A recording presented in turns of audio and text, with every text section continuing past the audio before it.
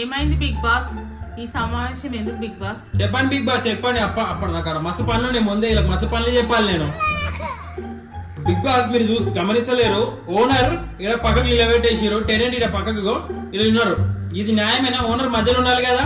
రా big boss కాలు కూర్చున్నాయి, కూర్చోవచ్చా? Owner కదా, మెల్లగా నూకండి. ఓనర్ ఇక ముందే బిహేవ్, ఇక్కడ జరగండి లోపలికి.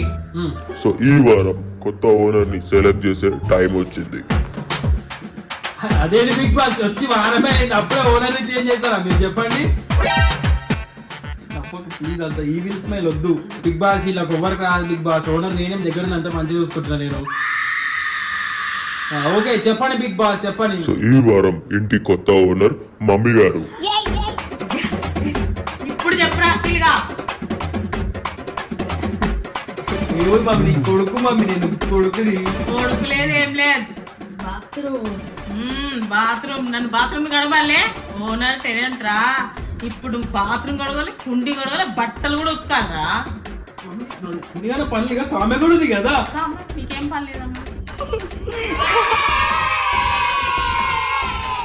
నడు పోయి గడుగుపో. నడు. ఓ